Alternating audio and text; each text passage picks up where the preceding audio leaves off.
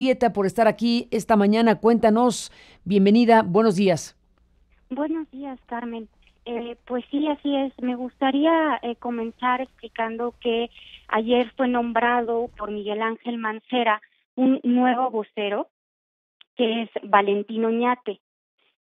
Valentino Ñate dio a conocer justo hace un par de horas a los familiares que en la madrugada se rescataron tres cuerpos, dos hombres y una mujer. Actualmente se está trabajando en su identificación y un familiar de Noemí Manuel García nos proporcionó la lista de los 16 cuerpos que se hallaron desde el día del sismo hasta ahora en el edificio de Álvaro Obregón 286.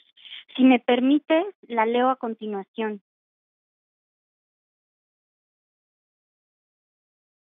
Los 16 cuerpos sin vida son de Marta Hernández Lázaro, Irma Karenina Rodríguez Mendoza, de Yadira Curiel Álvarez, Gustavo Banda Chávez, Juan Antonio Guzmán Pérez, Miguel Ángel Chávez López, Guillermo González Mendoza, Karina Gabriela Albarrán Luna, Jesús Emanuel Navarro Gutiérrez, Jorge Sandoval Chávez, Iván Colín Fernández, Alejandro Bernal Posadas, Carolina Leticia Muñiz Botello, Michelle Fernanda Castillo Rayón, Adrián Moreno Martínez y Dulce Daniela Neri Canales. Son los 16 nombres de los 16 cadáveres rescatados ya identificados en Álvaro Obregón. Pues es parte de lo que reclamaban las familias, tener información confirmada acerca de quienes habían fallecido, de quienes estaban todavía entre los escombros, de quienes estaban identificados como desaparecidos. Todo eso, al final de cuentas, era un reclamo pues totalmente justificado por parte de los familiares que han estado ahí noche y día, bajo la lluvia, en circunstancias muy complejas. Y bueno, pues al final de las protestas que han hecho, porque hubo una protesta el viernes pasado muy fuerte, que generó que se reactivara la búsqueda con los brigadistas, que bueno, pues hubo una especie de reactivación de la búsqueda, eso el viernes pasado. Y después lo que pasó con otra protesta por la falta de información, detonada precisamente porque uno de estos familiares, uno de las personas, que en este caso es Alejandro Albarrán, padre de Karina Gabriela Albarrán Luna, pues tuvo noticia de que su hija estaba en el CEMEFO, que no estaba siendo buscada porque ya había sido retirado su cuerpo y no había sido notificado.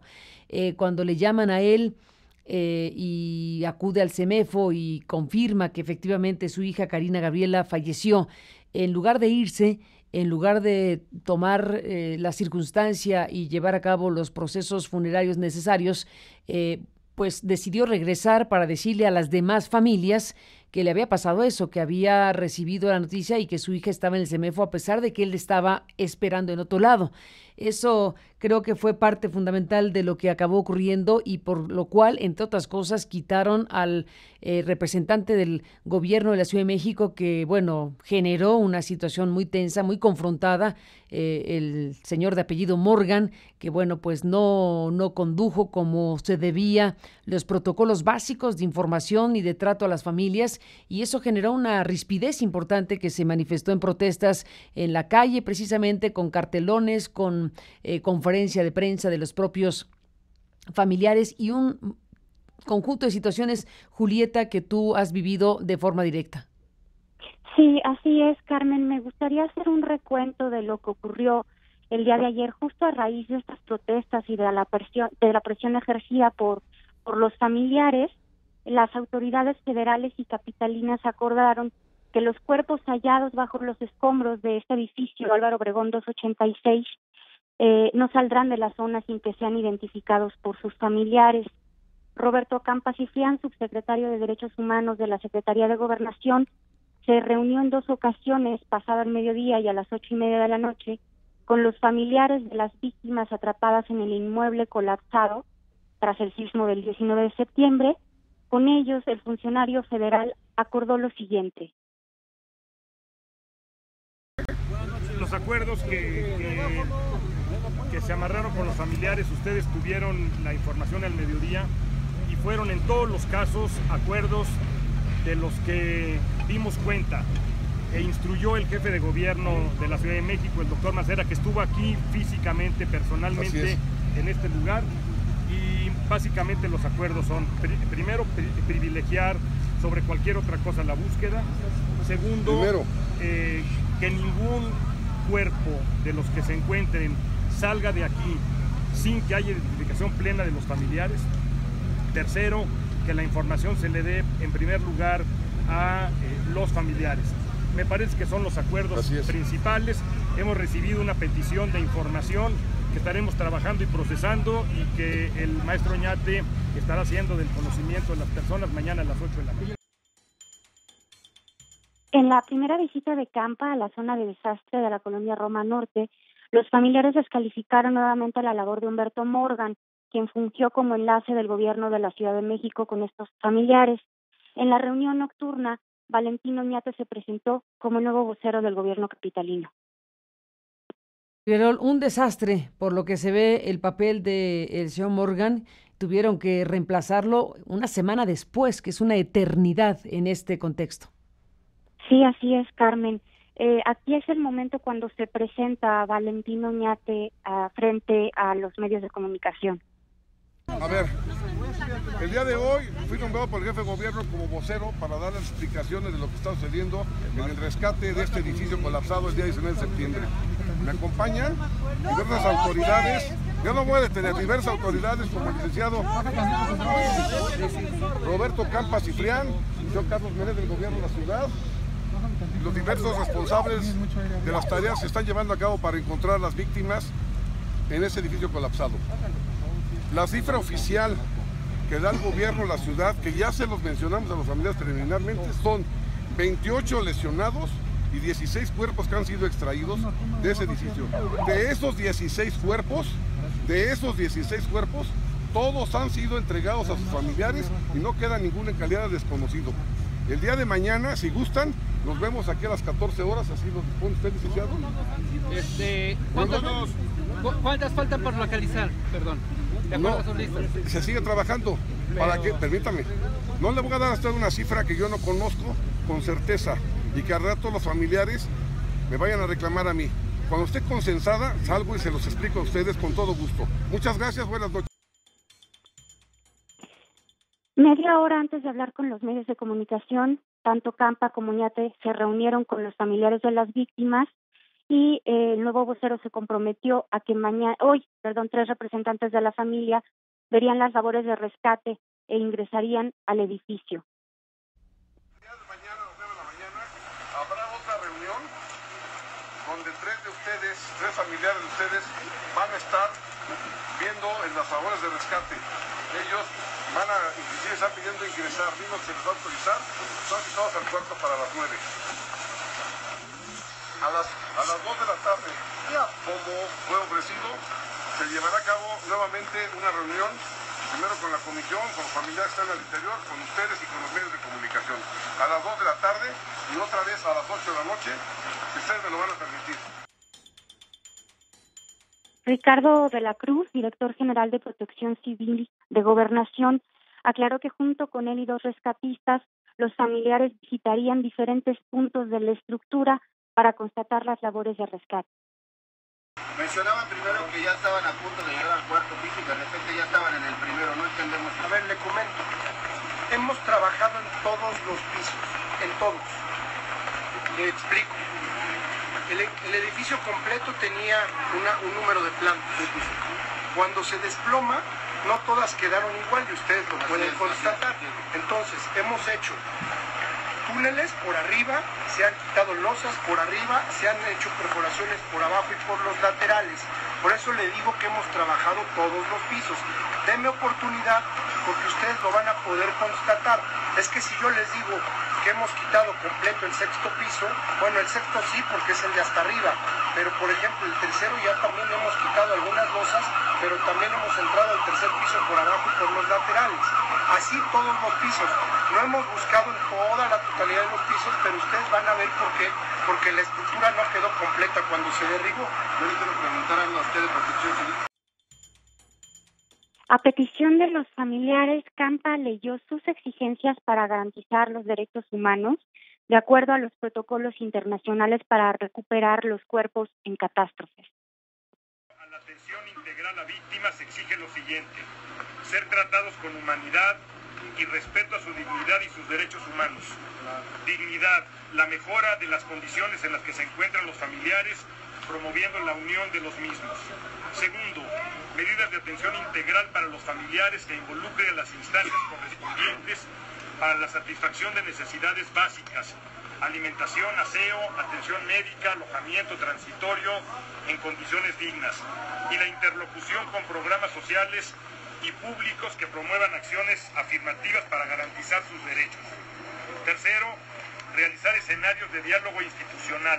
Se requiere un solo espacio para comunicar a todas las víctimas, que dicho espacio tenga las condiciones apropiadas para que puedan ser informados de manera clara, precisa, no contradictoria y objetiva, que les permita reconocer su situación. En ese sentido se exige la entrega de informes oficiales que incluyan una sistematización de la información que cuentan las instituciones. Ayer se instaló una ambulancia de la Agencia de Investigación Criminal de la PGR y una carpa para tomar muestras genéticas a los familiares, a quienes se pudo ver momentáneamente sentados en una banca justo frente al área en la que se sitúan los medios de comunicación. Carmen. Ay, ¿qué te digo, Julieta? Hemos podido ver la desesperación de las personas en este lugar y es increíble el manejo que hasta el punto de ayer se ha dado al caso de Álvaro Obregón. Es obvio lo que plantea Campa, el tratamiento, el protocolo básico de información, de respeto a los derechos humanos, de dignidad, de tratamiento a las familias. En vez de separarlas, aquí el tema pues era promover la unidad de las propias personas. Ha habido un conjunto de desatinos y de desaciertos y de ineptitud de quien fue el representante pues gubernamental para llevar a cabo este manejo de la crisis frente a las familias. La responsabilidad que se puso en los hombros del señor Humberto Morgan, pues a todas luces fue desastrosa, porque todo esto que ahora empieza a suceder, que es tener un solo centro de información, tener reportes periódicos de información oficial para las familias, tener un diálogo institucional y un canal único confiable para que las familias sepan en dónde y cómo se van a informar de lo que está pasando. Bueno, todo eso que parece tan elemental no ocurrió. Y eso es muy grave porque no solamente generó una desazón mayor a los que de por sí ya están desesperados. Es una responsabilidad que se tendrá que asumir en su momento, pero creo que lo que ha sucedido ahí también es la fuerza de la gente que se empezó a organizar entre ella y que puso un reclamo en protestas ahí en la calle, con pancartas, con manifestaciones, con declaraciones a los medios, elevando la voz. Es increíble lo que pasó en este caso de Álvaro Obregón 286, un lugar, por cierto, Julieta, en donde no sabemos exactamente la dimensión del tema, porque ya el reporte oficial que dio el nuevo encargado, Valentín Oñate, es de 28 lesionados y de 16 cuerpos ya identificados. No hay ninguna persona de esta cifra que no esté identificada. Pero lo que hay es la pregunta de cuántos faltan por sacar, porque estamos hablando de testimonios que pudimos recoger como periodistas, Julieta, en donde solo por hablar del piso 4, recuerdo perfectamente lo que nos dijo uno de los socios del piso 4 que estaba esperando, desde luego, recuperar a sus amigos y gente que trabajaba en ese piso 4. Decía, yo calculo que entre 50 y 60 personas trabajaban en el piso 4. Eso dijo el señor Bird, que es con quien hablamos 2 veces durante estos días. Así que la dimensión del caso Álvaro Obregón 286 es de proporciones muy grandes por el número de personas que todavía no se sabe están bajo los escombros, por un lado, por la manera en que se han llevado las cosas por parte de quien llevó la representación oficial, que, bueno, lo único que hizo fue generar más tensión, enojo de las familias y la pérdida, y ahí está lo más grave de todo, la pérdida de un tiempo valiosísimo, Julieta. Sí, así es, Carmen. Estamos hablando de que pasó una semana. Ayer también, por primera vez, Óscar Arcos, de la Comisión de Derechos Humanos del Distrito Federal, se reunió con los familiares que no están dentro de la zona cercada. Y lo que es preocupante también es que la Comisión de Derechos Humanos desconocía las demandas de los familiares, ¿no? ¿Cómo crees? Si hay una firma de la CNDH en la minuta que les hicieron firmar a los familiares, esa minuta donde les pusieron que no hablaran con la prensa, por cierto.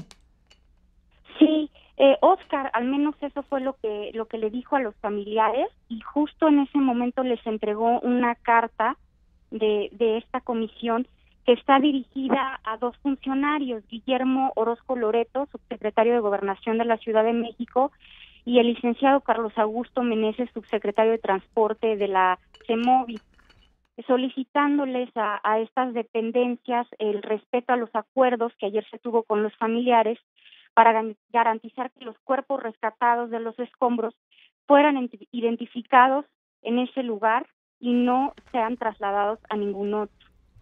Pues, también, sí, perdón. Sí, no, es que, Julieta, es justamente lo que no ocurrió, es justamente lo que está por escrito. No teníamos noticia, pero ahora ya la tenemos porque una de las personas que vivió la situación tan delicada de haber sido notificado por parte de Locatel y del CEMEFO de que su esposa estaba en el CEMEFO, bueno, tuvimos oportunidad de hablar con él 20 minutos después de que había recibido esa terrible noticia, y él estaba realmente muy sacudido por la noticia misma, pero también porque nos mostró esa minuta de ese acuerdo que sostuvieron los familiares con las autoridades, que está firmado, que lo hicieron a partir de la protesta del viernes, y entonces él estaba sacudido por la noticia y porque dice, ¿cómo es posible que no me hayan avisado?